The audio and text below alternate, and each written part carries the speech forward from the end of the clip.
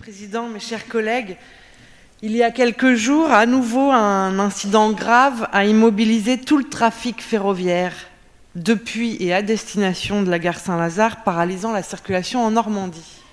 Cet incident, ça n'est pas une journée de grève des cheminots, c'est vraisemblablement l'obsolescence d'une pièce qui commande l'alimentation électrique des trains et qui date de 1966. Cet incident se cumule... On n'était pas nés. Moi pas, en tout cas, Monsieur le Président. Cet incident se cumule aux nombreuses autres difficultés que les usagers, les navetteurs normands subissent au quotidien. Il est un énième témoignage de l'absence d'investissement dans le réseau et les infrastructures ferroviaires normands qui avait fait dire à Guillaume Pepy lui-même que la SNCF avait une dette à l'égard de la Normandie.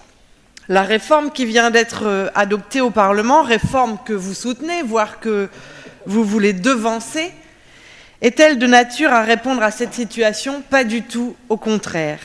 Notre entreprise publique nationale et ses deux filiales, SNCF Réseau et SNCF Mobilité, risquent en effet de devenir des sociétés anonymes et la mobilisation des cheminots a conduit le gouvernement à enfin traiter la question de la dette que les gouvernements successifs avaient poussée comme de la poussière sous le tapis au motif des 3% de déficit que vous venez de réévoquer, Monsieur le Président. La mobilisation des cheminots a aussi permis d'inscrire l'incessibilité du capital public de l'entreprise dans la loi. Mais lorsqu'il y a quelques années, vous étiez, je m'adresse là aux élus de la majorité régionale, les uns et les autres rassemblés autour de Nicolas Sarkozy, vous nous aviez aussi dit la main sur le cœur que GDF ne serait privatisé ni aujourd'hui ni demain. Or, l'État, sous l'impulsion de Bruno Le Maire, l'un des vôtres précisément, si je ne m'abuse, s'apprête à céder ce qui lui reste de capital public et de levier d'intervention dans l'ex-GDF, en délaissant un secteur stratégique au profit de la finance. L'État se prive ainsi d'un patrimoine rentable, comme il l'a d'ailleurs fait en privatisant les autoroutes, se démunissant de recettes considérables pour financer précisément un système de transport ferroviaire moderne et performant. Quant à l'ouverture à la concurrence pour laquelle vous trépignez d'impatience, l'expérience que nous en avons avec la couverture numérique suffirait ou devrait suffire en tout cas à ouvrir les yeux sur le mirage de sa prétendue efficacité. Dans ce domaine, les opérateurs privés se mobilisent pour assurer le très haut débit dans les métropoles et les grosses agglomérations qui sont jugées rentables, quand les collectivités, et la région en particulier, doivent financer les secteurs qui sont réputés insuffisamment juteux. Et encore une fois, dans le domaine ferroviaire, votre décision que la Normandie assume seule ses liaisons avec la capitale risque d'accroître ici les méfaits de cette réforme ferroviaire. D'ailleurs, partout en Normandie, usagers et cheminots se mobilisent main dans la main au fur et à mesure qu'ils découvrent ce que cette décision va leur en coûter sur chacun de leur territoire. Ici, c'est un guichet qui ferme, là, c'est une gare qu'on abandonne. Ailleurs encore, un bus qui prend la place du train, et partout, c'est la désertification qui s'accroît, l'égalité républicaine qui recule, le sentiment d'être laissé pour compte qui se développe. Quelle contradiction, Monsieur le Président, pour vous qui n'avez jamais de mots assez forts pour dire, comme vous venez de le refaire, que le redressement de la France viendra de ces territoires. Sans parler des portiques à Saint-Lazare, qui font de la Normandie la risée de toute la France, leur utilité et leur pertinence étant inversement proportionnelles à ce qu'ils coûtent aux Normands. Et vous ne serez évidemment pas surpris que nous nous opposions à ce que 840 000 € soient ajoutés aux 2 millions d'euros déjà dépensés dans cette affaire, comme vous nous le proposerez tout à l'heure. En tout cas, je pense que M. Gastine n'y manquera pas, dans une décision modificative dont il sera question tout à l'heure.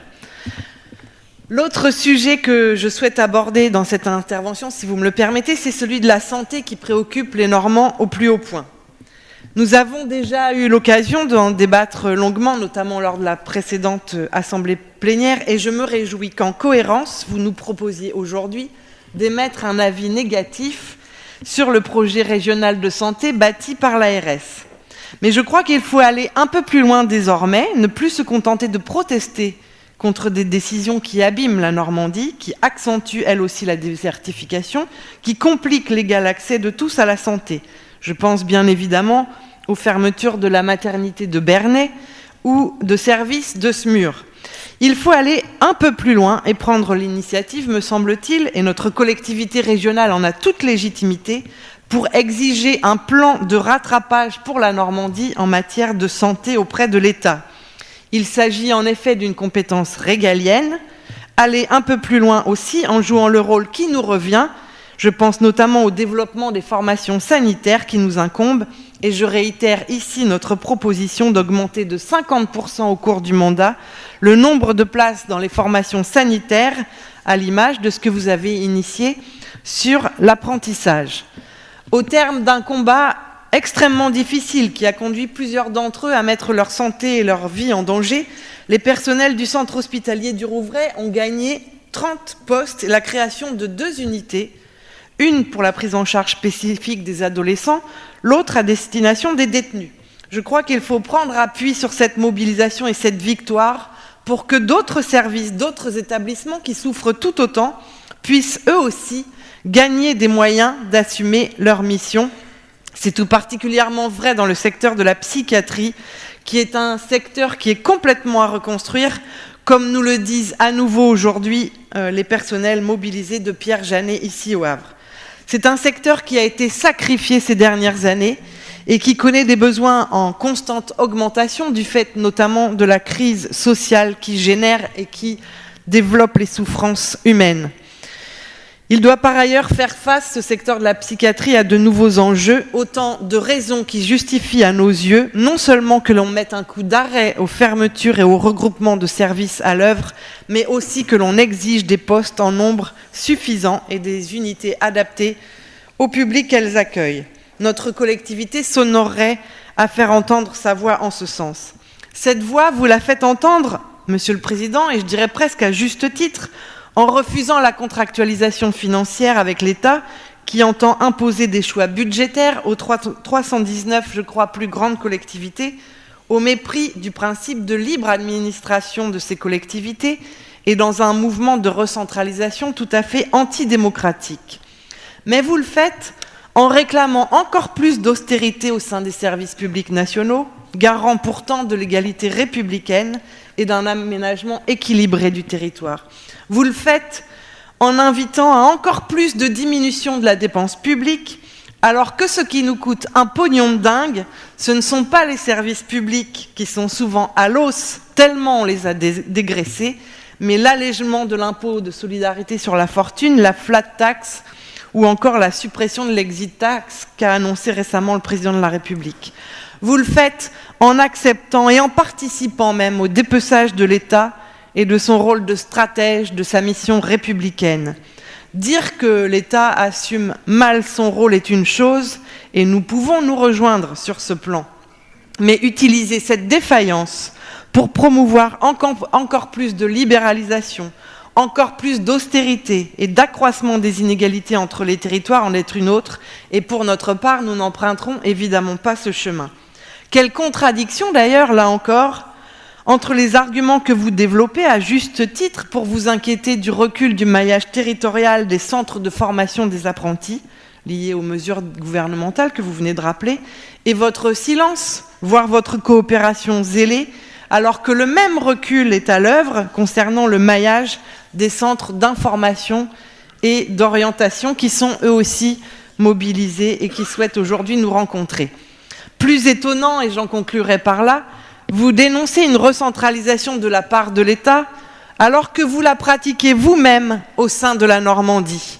Les organismes ou les associations qui refusent de fusionner ou qui prennent tout simplement le temps nécessaire pour le faire se font couper les vivres.